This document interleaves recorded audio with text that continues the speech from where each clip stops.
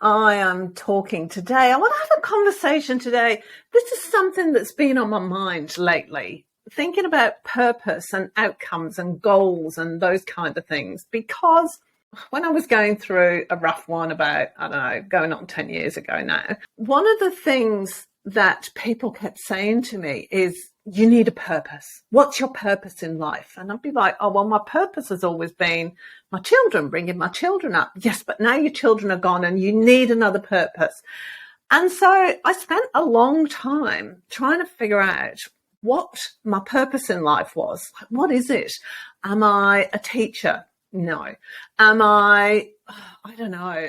Should I be teaching people how to become financially free? Should I be teaching them? Should I be a life coach? Should I be, like, what is my purpose in life? And it became this, it ended up where I was feeling completely inadequate because I couldn't find a purpose in life. Because what I realized as well is that what you're good at isn't necessarily what your purpose should be. And notice there's going to be a lot of shoulds in this, right? And I'm really good, for example, at organising things. I'm really good at cleaning the house. Do I want to make that my purpose in life? Absolutely not. I am quite happy keeping my own stuff in order. I am not at all happy keeping everybody else's stuff in order. It drives me insane. So that was one of the things I struggled with, because all these people who say, oh, you need a purpose. You really need a purpose in life. You've got to find your purpose and then you'll be happy. And looking back on it now, it's all those things, isn't it? It's all that keeping us feeling kind of inadequate. And I'm not saying that they mean to do that, but that is the end result. If you don't have a purpose, then you cannot possibly be happy. Now, have a think about this. How many people actually have a purpose? I honestly think you are the exception if you have a purpose than the rule. Now, I don't feel like I've got a single purpose in life, a single goal that I want to achieve, a single thing that I'm going to do and make it my life's meaning, because that's the other thing mixed in with all this. There's a lot of meaning goes on in there. Your purpose is your meaning in life. And we're all searching for who we are. What do we mean? What's my life about? We're all searching for something. But there's a difference between having a purpose and being purposeful. So I don't have an overriding purpose to my life. I don't. And I'm going to go into goals and outcomes as well in a little bit.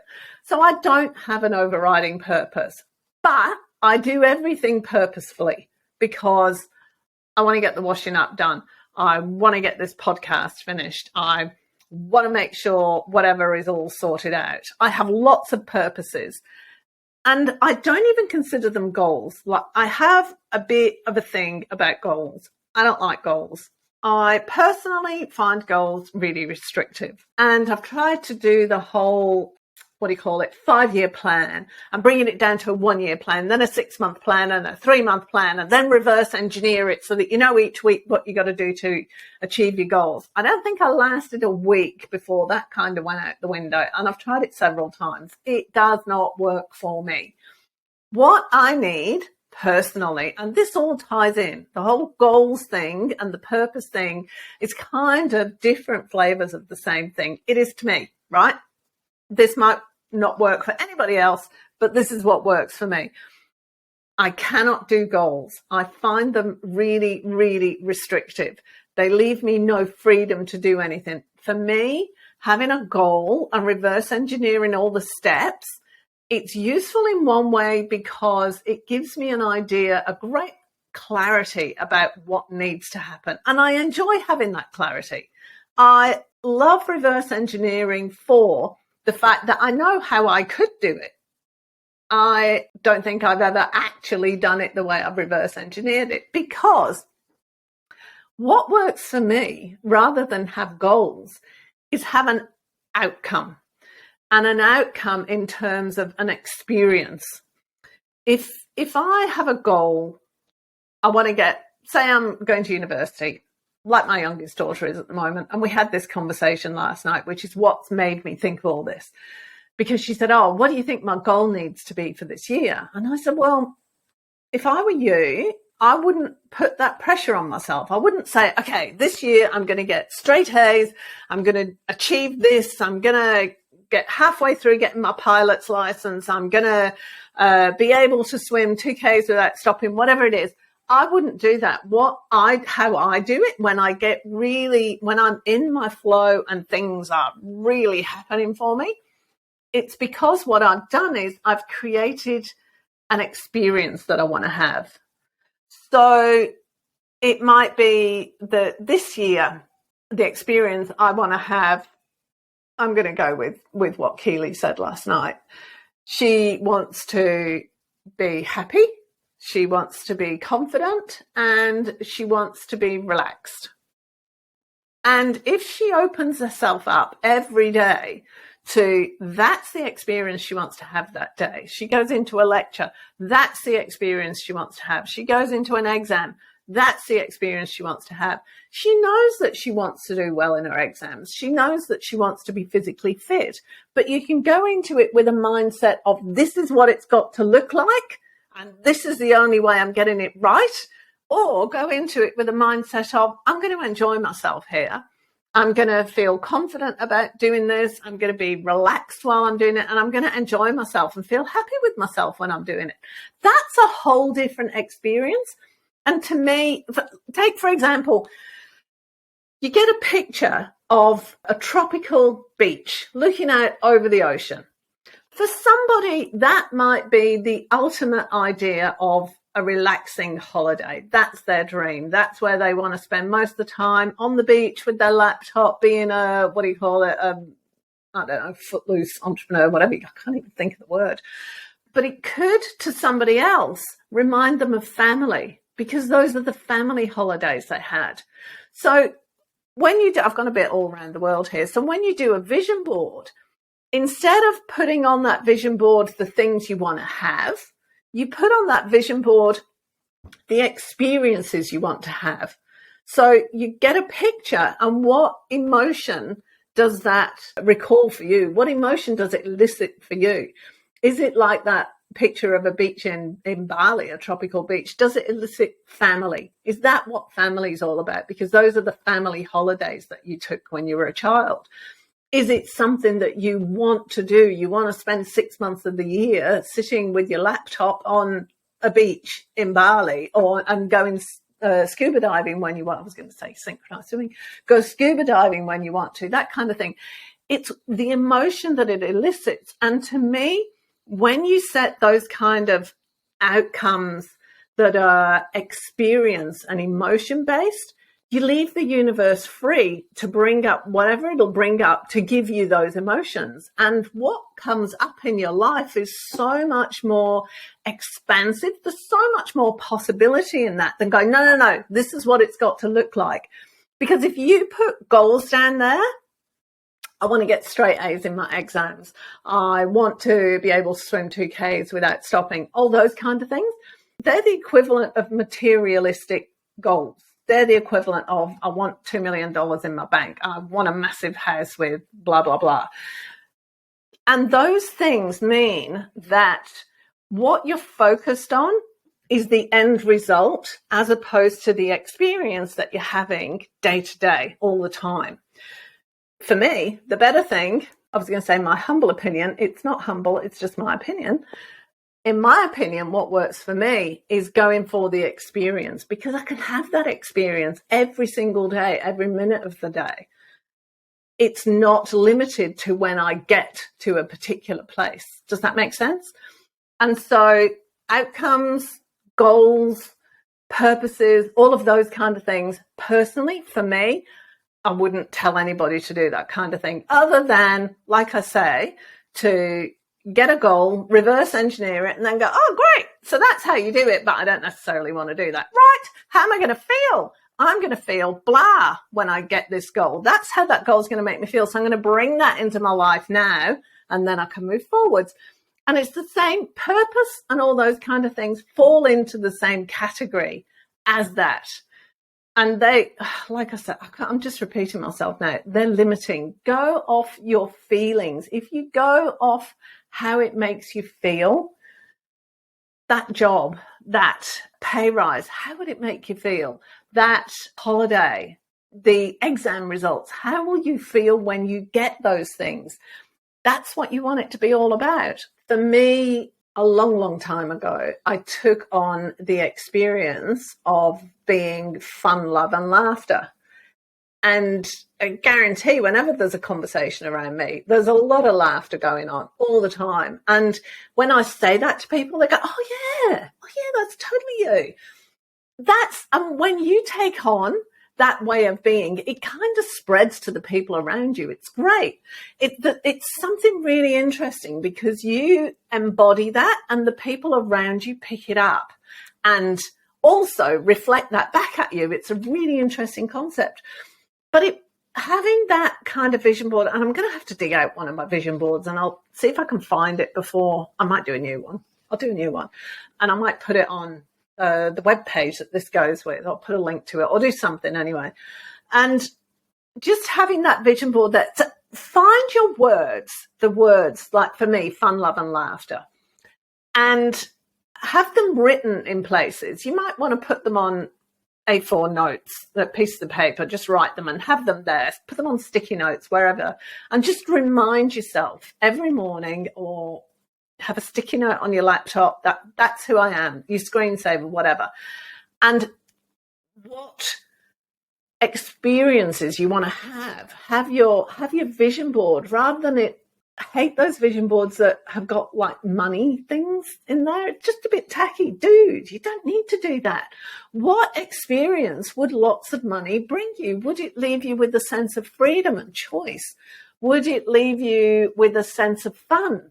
There's lots of different things. And if you just aim for that experience, everything else kind of falls into place.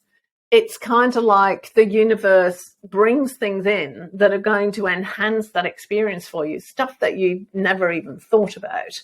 And I can tell you stories of the stuff we achieved when I was pregnant with Keely, actually. And I wasn't happy about being pregnant, and I was terribly grumpy about the whole thing. And John and I were doing this real estate seminar. It was a long weekend real estate seminar. And for some reason, the idiot who was running it decided to run it over Mother's Day weekend. So I was pregnant with my fourth child and away from my children on Mother's Day weekend. And I was not happy about the whole thing. And I was whinging the whole weekend. John got sick of me. The last exercise we had to do in this seminar was create a collage, and it was the first collage we'd ever done. And John left me, he went over the far side of the room, so can't hack you anymore, went and did his collage with somebody else. When we came back together, we both had pictures of this same house on our collages. We hadn't seen each other's collages till this point. And it was this massive house overlooking Perth, beautiful views across Perth. Had an indoor pool. It was just huge. It was absolutely amazing. There were lights up the outside of it. It just looked fantastic. And we did another personal development course the following weekend.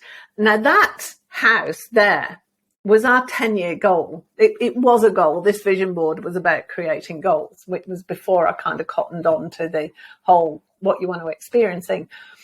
And the following weekend, we did a personal development course, and I was still having a bit I was still a bit grumpy. I was grumpy for the entire 9 months of the pregnancy. And I was getting annoyed on this weekend because I kept thinking about that house. And I kept thinking, why do I have to wait 10 years to get that house? Like, this is just so not on. And I'd gone on about it all week to John. He must have been so fed up with me. I don't want to wait 10 years for this house. Why do I need to wait 10 years for this house? And then we did this landmark personal development course, and we came out of it, and it was a Friday, Saturday, Sunday, and then Tuesday evening. And then we came out of it on the Monday, and we'd gone down to this place, to a cafe, and there was a real estate magazine that comes out in Perth, and it's free. And we were walking past it, and I did a double take, because on the front page of this real estate magazine was a house. And at the time, we were making money from renovating properties, buying and doing flips, doing them up quickly and selling them on. And there was this house with views across Perth and an indoor pool. It was absolutely massive, 750 square meters. So what going on, 8,000 square feet. And it was a doer-upper. And the title on the pictures was Entrepreneur's Mansion. And that was the house we bought. We settled 3 months later on that house. And we bought it. That was a no money down. We had vendor financing, part vendor financing on the house. So the owner left some money in it. And yeah, we moved into it 3 months later. So my 10-year dream, because I wanted the experience of living in that house. It wasn't the house itself. It was, and that was what I got clear in the week. I wanted the experience of living in a place like that where I could sit and look across Perth, fantastic views, this massive house, with an indoor pool. So we did that place up. It was an 8-bedroom, 6-bathroom, had 2 kitchens, and that was where the kids grew up. So I turned a 10-year goal into a 3-month goal, and it took 3 months because of all the negotiations. But we found it a week later, which was pretty amazing. So, and that was when I cottoned on to emotions and experiences are more important than actual goals. Because had we done the reverse engineering on that, we would have had to look at how much income we needed to create and how much we need to save and how many renovations we need to do, all of that. Nah, just bang. You cut out all of that rubbish. So that's one of the, I've done a few of the things like that, but that's one of the things that I've done to create what I want in my life. And I'm just realizing as I'm saying this now, my video guy, he's got this goal for this year and I've not had this conversation with him. I apologize. Dude, we need to have this conversation, or you listen to this and you go create your vision board about what you want based on what experiences you have, and let's see what happens. There's a very specific thing he's got in mind and I'm so behind him to achieve it. Can't wait. So that, I reckon, is everything I want to say on that topic for today. Yeah, thanks again for listening. I would love to hear your feedback on this one, because this one is a result of Keely saying to me last night, Mum, you need to share this kind of stuff. And I am a little bit wary of putting myself forward about this kind of thing because, yeah, everybody's got an opinion and I have my own. But I also appreciate everybody else's right to do things their own way. But this is the way I do it, and this way it works for me. And I feel quite strongly about it too, to be honest with you, because I get really grumpy. And it's been a hideous experience having people tell me that there's something wrong with me because I haven't got a purpose, or I haven't got a goal, or I'm not doing something the way they should. Like, dude, stop. Seriously. I'm not doing it wrong. I'm doing it in the way that works for me. This is the way that works for me. I am happy to give anybody any support that they want in if you've got questions about this, or you need a bit of clarification, or you're unsure about it, please ask me. This is what works for me and I'm happy to share it. So I would love to have some feedback about this.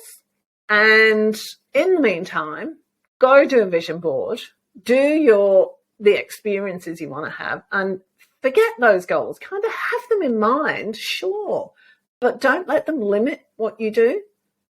That's the other thing. Don't let goals, I find, quite limiting. Don't do that. You can do way better if you let it go. My opinion, which is always right? Have a lovely week. If you enjoyed this episode, be sure to subscribe and don't forget to rate and review this podcast and share it with your friends. Thanks so much for listening, and I hope you're leaving with some thought-provoking information that can make a difference in your life. See you next time.